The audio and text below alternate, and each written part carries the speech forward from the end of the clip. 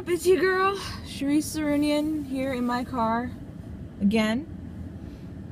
Today I want to tell a story about one of the many screenings I have held for The Mouse and the Bread. I'm going to do a quick time check. Okay, no, we have plenty of time. So, this particular screening took place at the Rochambeau. My natural inclination is to call it Rochambeau because I speak French.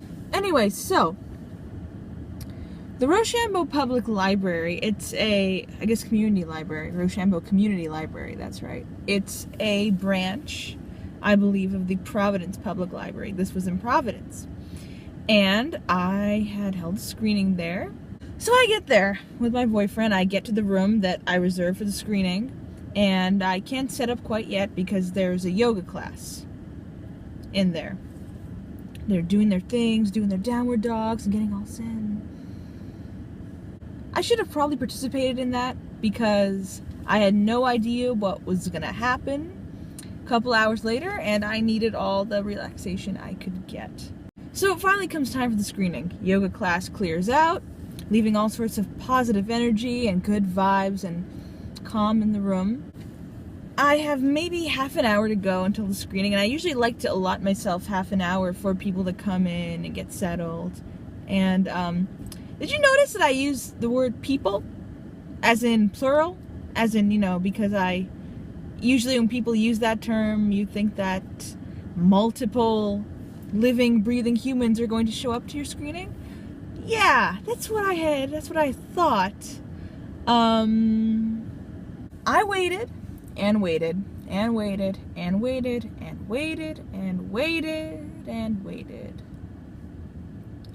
And 28 minutes later, one person showed up. Any of you people out there who are prospective film majors in college or who want to become a filmmaker and writer and go down this terrible, terrible path, you should know by now that it will not be glamorous, and you probably will host quite a few screenings, especially in this day and age where Netflix and Amazon seem to be the way to watch films. I'm not putting them down at all. I think they're great. I'm just saying one of the consequences of that is seeing a decline in how many people show up physically. But if you thought it was going to be glamorous and, oh my god, everybody's going to love me, everybody's going to come out, oh wow, I'm going to get all of this acclaim, and they're going to put me in the movies, they're going to make a big star out of me, you are wrong. You like how I'm saying wrong? Like, the guy on the McLaughlin Group. My parents were obsessed with that show. I don't know why they liked the McLaughlin Group. Like, anytime I heard that music, that was my cue to just leave the room and do something else. Like, sorry, I don't want to hear 80-year-olds yelling at each other. If I wanted to hear that, I would travel back in time to when my grandfather was still alive and live with my grandmother and just spend a day there. Anyway, after my one and only viewer showed up, and he seemed like a nice guy at first. He was this older gentleman, maybe, I don't know, pushing 70. And he seemed like he would not be causing any trouble. He just seemed like a normal guy who wanted to watch movies. Looks can be deceiving. So I gave this guy a little private viewing, just for him. So the film's all done. And I asked this guy, I'm like, so, what did you think? And he was just, I don't know what his deal was. He starts off by insulting the film's technical aesthetic, which, look, I was dirt poor when I made it. I'm a little less dirt poor now. I did not have much money when I made it, and I'd made that clear. I think I'd made that clear before he watched it. So I would think he would maybe... Now look, it's not that I expect special treatment. I really don't. You know, I don't want to be... That's what's uncomfortable about being a low-budget filmmaker, is that you don't want to be treated with kid gloves. You do want to be treated like the big boys, or in my case, girls. But you know that you can't, and it just bugs the dickens out of you. And he says to me, I've seen films at youth film festivals that were more advanced than this. And I'm like, okay, youth film festival, I assume that begins at elementary school and ends at high school.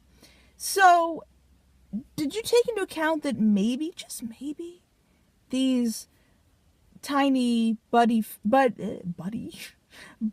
filmmakers had their mothers and fathers throw thousands of bucks at them to have the best equipment and stuff? Did you ever consider that? I don't know. No, I don't think you did.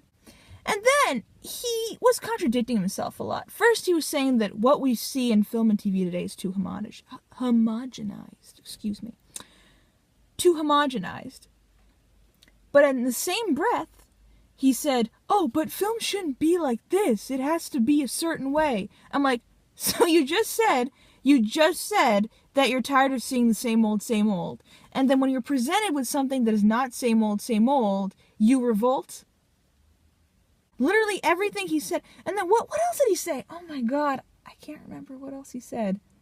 It was another really horrible contradiction. I know. He was saying, I seek out work that is offbeat. And frankly, I don't even consider Mouse and the Bread that offbeat or wild. It just makes you think. Like, that's the wildest thing about it. It's not like Baz Luhrmann or what's another offbeat director, or a Mark Rappaport type of thing. It's believe me, it's not like an acid trip type of thing. No, it just makes you exercise your mind a little bit and think about what's going on between the people. Like, it's really not that out there, folks. Anyway, he goes, I seek out work that is offbeat, but this, I don't know, I just got lost in the whole thing. So if you seek out work that is different than what you've seen, why do you then freak out when you see something that is different than what you've seen? Like, you just said that's what you're looking for. Like, this guy, I don't know, he was just not making sense. So, did you think that your girl was going to sit there and take that? No, I ripped this dude's head off. Not that I yelled at him or anything, but I let him know that he was being rude. And I also took this as an opportunity to kind of educate him about how films do not have to be one way all the time, even though he clearly knows that because he seeks out offbeat work. But for some reason, this was maybe a little too different, and believe me, it's not. Watch my film and then tell me if this is the most offbeat thing you've ever seen. It will not be. Honestly, it won't be. I wasn't yelling, but I was definitely starting to get a little snarky, which is what I do when provoked. And I said to him, like, well, God forbid you have to... What did I say? I said, well, God forbid you have to do a little intellectual digging. And Lord, I know how insufferable and douchey that makes me sound, but I mean, I'm sorry. It's the truth. You can't... I understand that part of film is entertainment, but isn't thinking entertainment? Maybe it is just for me. Maybe I'm the type of person who likes to pick apart things, and part of my fun is analyzing and analyze this, analyze that.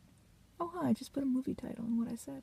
And you know what? I'm almost grateful for that opportunity to deal with his finicky, curmudgeonly ASS. Gotta spell out the curses if the kids are watching. Because you know what?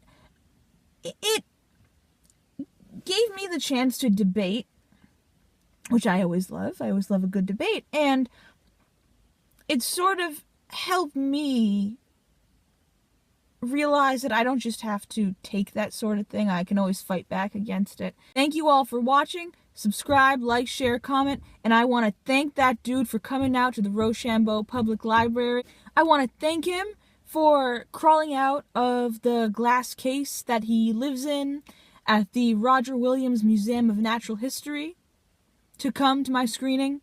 I'm sure that at his age it takes a lot of effort, and I hope the museum staff at the prehistoric animals exhibit where he lives found him safe after the screening. So long, farewell.